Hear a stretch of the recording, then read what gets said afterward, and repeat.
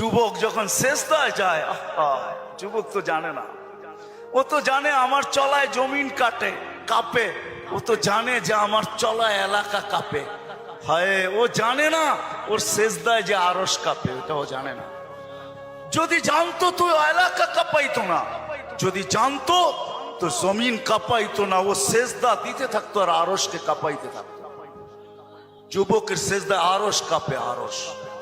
যুবক যখন সেজদায় যায়, সেজদায় পড়ে তা আল্লাহ ফেরেশতা, নাইলে এই হাদিস কোনোদিন আসতো না।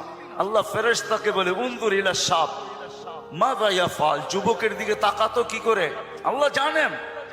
তো ফেরেশতা বলে জাআল আজলাহু ওয়া মাজালাহু লিআজলিক, সবকিছু বিসর্জন দিয়ে আপনার কুদরতি পায়ে মাথা ঠেকায় দিয়েছে। তা আল্লাহ বলে হাদা আবদি হাক্কা, এ আমার পারফেক্ট বান্দা, ইন্নী উবাহি বিহিল মালাইকা, তোমাদের উপরে আমি একে নিয়ে গৌরব করি। যখন সেজদায় চিৎকার দেয় সুবহানা রাব্বিয়াল আলা, আল্লাহ বলে সাব্বাহতানি সাব্বাহতুক, তুই আমাকে পবিত্র বললি, যাহ তুই পবিত্র, তোর গুনাহ মাফ, সেজদার থেকে উঠার আগে মাফ। আলাইতানি ফাআলাইতুক, মহান বললি, তুইও সৃষ্টির ভিতরে মহান। দুনিয়াওয়ালারা তোকে কি দিবে?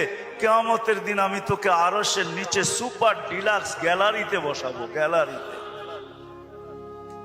সুপার ডিলাক্স গ্যালারি বোঝেন? 7 জনের ভিতরে